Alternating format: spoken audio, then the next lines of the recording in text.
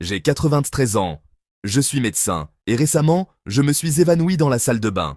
J'ai ouvert les yeux sur le sol, la tête cognée, tremblant sur le carrelage froid. Ma tension était au plafond, le pouls à peine perceptible. Un micro-AVC, a dit le médecin. Mais le plus choquant a été de savoir que ce n'était ni l'âge, ni une maladie qui m'avait conduit là. C'était une routine quotidienne, une habitude commune que j'ai répétée chaque matin pendant des années sans la remettre en question. Comme vous, comme des millions. Cette vidéo n'est pas une théorie, c'est un avertissement. Il existe 7 erreurs simples que nous commettons dans la salle de bain chaque matin et qui, ensemble, peuvent former un cocktail mortel pour le cerveau. Restez, car la dernière pourrait mettre votre vie en danger en ce moment même. 1. Boire de l'eau trop tard. Pendant des décennies, je me suis levé et je suis allé directement à la salle de bain. C'était automatique. Comme respirer. Mais je ne me suis jamais demandé dans quel état se trouvait le corps juste au réveil. La réponse m'a frappé le jour où je me suis évanoui. J'étais déshydraté. La nuit, nous perdons de l'eau en respirant, en transpirant et en urinant. Mais nous ne le sentons pas, car avec l'âge, la sensation de soif s'affaiblit. Nous nous levons donc dans un état de sécheresse silencieuse. Et ce petit détail transforme votre première heure de la journée en zone à risque. Avec moins de liquide, le sang devient plus épais, la tension instable et le cœur travaille doublement pour pomper. Le résultat ? Un risque élevé d'hypotension orthostatique, de vertige et de chute. Ou pire, un AVC. Sans flux suffisant, votre cerveau manque d'oxygène. Tout cela pour ne pas boire d'eau au réveil. La solution que j'ai adoptée était simple et puissante. Je laisse maintenant un verre d'eau sur ma table de chevet. Dès que j'ouvre les yeux, je bois entre 300 et 400 millilitres. Lentement. Pendant que mon corps se réveille assis dans le lit, l'eau commence à circuler. Elle hydrate le sang, réduit la viscosité, soulage l'effort du cœur et me stabilise avant même de poser un pied par terre. Depuis que j'ai changé cette petite habitude, je ne me suis plus jamais senti faible au réveil. Si vous ne faisiez qu'une chose de cette vidéo, ce serait celle-ci. Car cette première gorgée pourrait faire la différence entre bien commencer la journée ou ne jamais vous réveiller. Et cela ne vous prend que 30 secondes. 2. Vous vous levez d'un coup et vous retenez votre respiration. Pendant des années, je bondissais hors du lit. Une jambe dehors, puis l'autre. Et hop, direction la salle de bain. Tout ça en pilote automatique. Mais un jour, en me penchant à peine pour attraper le papier toilette, j'ai senti le monde tourner. Je me suis redressé d'un coup et en une seconde, j'ai perdu le contrôle de mon corps. Noir, bourdonnement dans les oreilles, jambes en coton. Je me suis laissé retomber sur les toilettes, haletant. J'ai compris après ce qui s'était passé. J'avais forcé sans m'en rendre compte et pire encore, j'avais retenu ma respiration. Cette combinaison est une bombe pour les vaisseaux du cerveau. Quand vous faites un effort et que vous arrêtez de respirer une seconde, même inconsciemment, vous activez ce que nous, les médecins, appelons le réflexe de Valsalva. La pression augmente dans la poitrine, réduit le flux sanguin vers le cœur et, en quelques secondes, votre tension chute. Ensuite, en expirant ou en vous levant brusquement, les vaisseaux cérébraux subissent une surcharge. S'il y a une paroi faible, elle se rompt. C'est ainsi que survient un AVC. Je ne le savais pas, même si je suis médecin. Le corps ne tolère plus ces erreurs après 60 ans. La solution est simple, mais demande de la conscience. Depuis, je ne me lève plus d'un coup. Je m'assois sur le lit, je respire profondément et je me lève seulement en expirant. Pas de précipitation, pas de rétention d'air. Si je suis aux toilettes et que je dois me pencher ou faire un effort, je le fais en respirant, sans tension. L'oxygène est mon allié, pas mon ennemi. Ce petit ajustement peut prévenir une chute, une perte de conscience, ou pire. J'ai aussi installé une barre d'appui près des toilettes. Ce n'est pas un signe de faiblesse, mais d'intelligence. La fierté ne sert à rien si vous êtes déjà par terre. 3. Tu urines vite et tu ne vides pas complètement ta vessie. J'ai toujours pensé qu'aller aux toilettes était une routine si simple qu'elle ne pouvait pas cacher de risque. Je me levais, allais aux toilettes, urinais en quelques secondes et me lavais les mains en pensant déjà au petit déjeuner. Mais après mon malaise, un urologue m'a expliqué quelque chose qui a complètement changé ma perspective. À un certain âge, le muscle de la vessie, appelé détrusor, perd de sa force. Cela signifie que même si tu as l'impression d'avoir tout vidé, il reste souvent de l'urine résiduelle dans ta vessie. Tu ne le remarques pas, mais ton corps, oui. Cette petite accumulation provoque une tension constante dans l'organisme. Le système nerveux sympathique est activé, le même qui réagit au stress. La pression augmente, les artères se contractent et le cœur travaille plus que nécessaire. Tout cela, juste après le réveil, quand tu es encore déshydraté, peut devenir l'étincelle qui allume le feu, un accident vasculaire cérébral. J'ai été choqué de l'apprendre, car pendant des années, je l'ai mal fait. Depuis, j'ai adopté une pratique simple que les médecins appellent le double vidage. Après avoir uriné, je reste assis une dizaine de secondes, détendu, sans me presser. Ensuite, j'essaie à nouveau. Et presque toujours, un peu plus sort. Ce petit extra fait une grande différence. Il réduit la pression à l'intérieur de la vessie, soulage les reins et évite la surcharge de pression artérielle. Pour les hommes, surtout s'ils ont une prostate hypertrophiée, cette technique peut être vitale. Pour les femmes, renforcer les muscles pelviens avec des exercices doux aide aussi. La salle de bain n'est plus une course. C'est un moment de pleine conscience, un espace où tu peux prévenir quelque chose de très grave, en attendant simplement quelques secondes de plus. La hâte ne vaut pas une vie, et ce qui semble insignifiant aujourd'hui, demain pourrait te sauver. 4. Vous forcez pour déféquer. Parler de constipation peut sembler gênant, mais l'ignorer peut vous coûter cher. Pendant longtemps, j'ai cru qu'un petit effort aux toilettes était normal. Vous vous asseyez, poussez un peu et continuez votre journée. Mais un jour, après un effort apparemment minime, j'ai senti mes oreilles bourdonner, ma vision se brouiller et j'ai dû m'accrocher au lavabo pour ne pas tomber. Ma tension était de 210 sur 120. Ce que j'ai subi était une réaction extrême du corps à la pression interne provoquée par l'effort. Je ne le savais pas alors, mais forcer pendant la défécation peut activer le réflexe de Valsalva, le même qui est activé lorsque l'on retient sa respiration. Ce réflexe augmente brusquement la pression à l'intérieur de la poitrine et de l'abdomen et peut provoquer une explosion silencieuse dans les artères cérébrales, littéralement faire éclater un vaisseau sanguin dans le cerveau. Le plus préoccupant, c'est que des milliers de personnes le font chaque matin, sans connaître le risque réel. À partir de ce moment-là, j'ai changé 3 choses. La première, la position. J'ai placé un petit tabouret devant les toilettes pour y poser les pieds. Ainsi, les genoux sont plus hauts que les hanches, facilitant l'évacuation sans effort. Deuxièmement, le régime alimentaire. J'ai commencé à boire plus d'eau, à manger des pruneaux, de l'avoine et à augmenter ma consommation de fibres. L'intestin est comme une horloge, et si vous le nourrissez bien, il fonctionne sans protester. Et troisièmement, le mouvement. 10 minutes de marche douce à la maison chaque matin font des merveilles. Depuis, je n'ai plus jamais eu à forcer.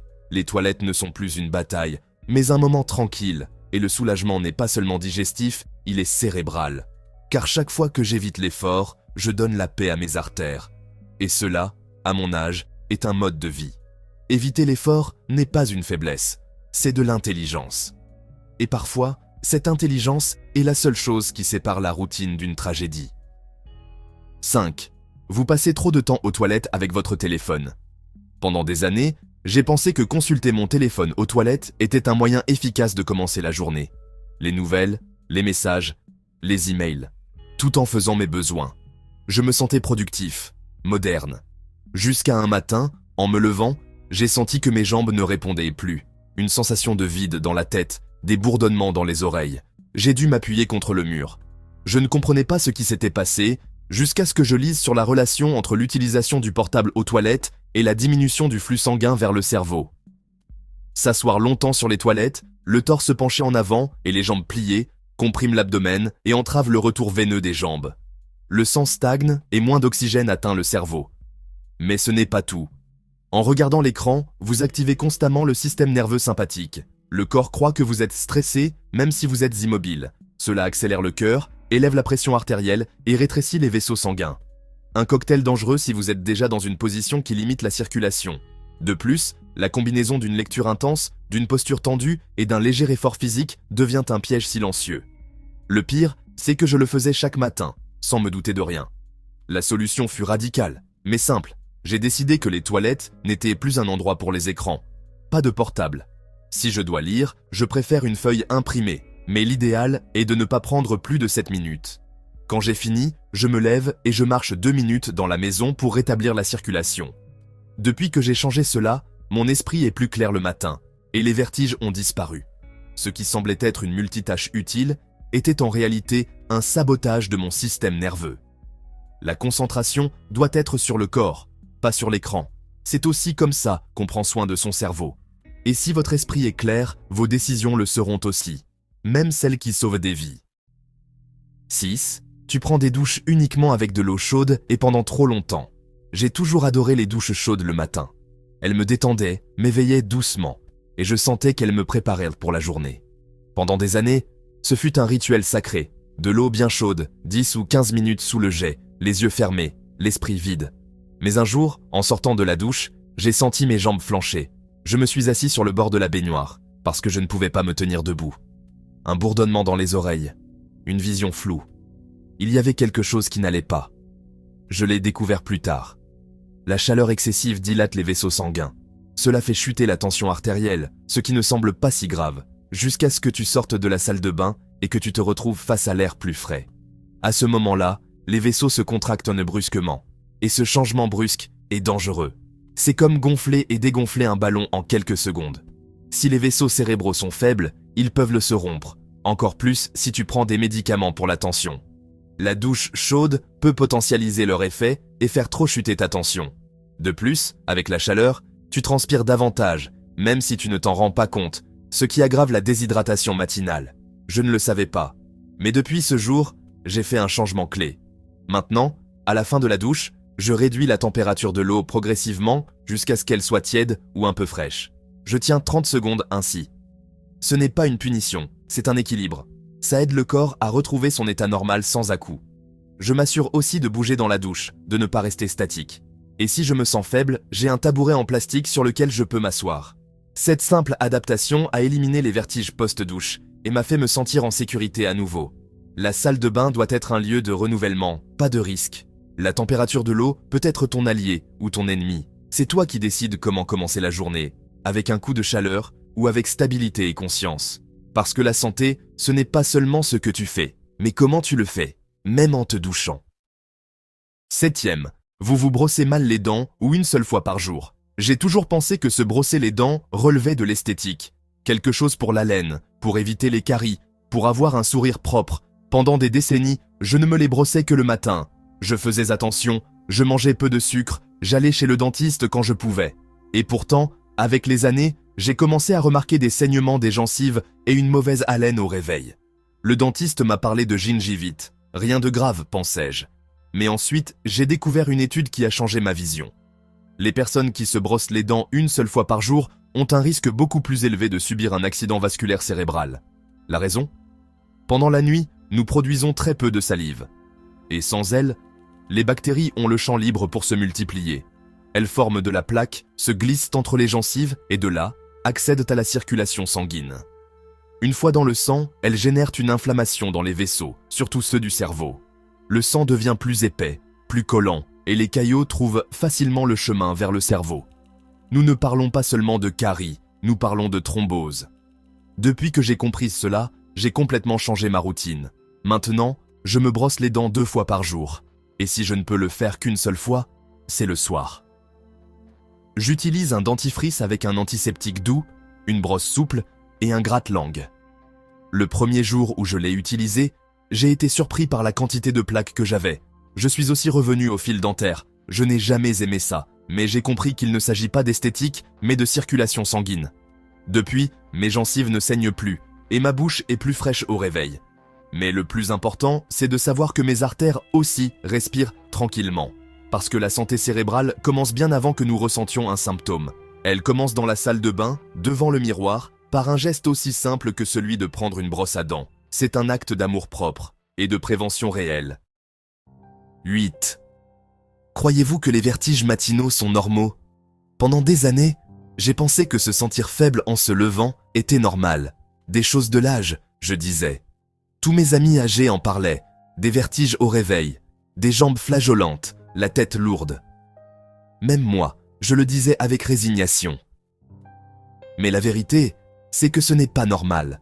C'est courant, oui, mais pas naturel.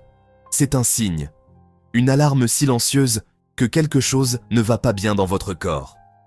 La plupart l'ignorent car ils le vivent chaque jour. Ils l'acceptent comme faisant partie du processus de vieillissement. Mais ce n'est pas le cas. Je m'en suis rendu compte après plusieurs matins où je me sentais sur le point de m'évanouir. Je prenais ma tension et elle était basse. J'ai pensé, j'ai mal dormi, ou j'ai peu mangé hier. Mais ce n'était pas ça, c'était un schéma. Je commençais chaque jour avec une combinaison dangereuse. Déshydratation, changement brusque de posture, respiration retenue et tension inutile. Tout cela combiné crée un environnement parfait pour le déséquilibre vasculaire. C'est comme vivre sur une corde raide chaque matin sans le savoir. Depuis que j'ai compris cela, j'ai commencé à écouter mon corps avec plus d'attention. J'ai changé le rythme de mes matins. Maintenant, après avoir bu de l'eau, je reste assis au lit quelques minutes. Je respire, j'observe comment je me sens, et je ne me lève que lorsque tout est calme. Si je me sens faible, je me rassois. Et je ne m'en veux pas. Être prudent n'est pas être fragile. C'est être sage.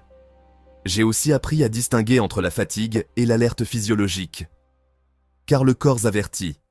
Parfois il murmure, parfois il crie. Et il faut apprendre à l'écouter avant qu'il ne soit trop tard. Avoir le vertige ne fait pas partie du vieillissement. Cela fait partie du fait de ne pas corriger à temps. Et il est toujours temps, tant que nous sommes là. Tant que nous respirons. Écouter cette faiblesse m'a aidé à prévenir quelque chose de pire. Et peut-être, juste peut-être, cela m'a sauvé la vie sans que je le sache. Car le corps ne ment jamais. Il a juste besoin que nous l'écoutions, enfin. Chaque matin est une conversation. La question est, voulez-vous entendre la réponse?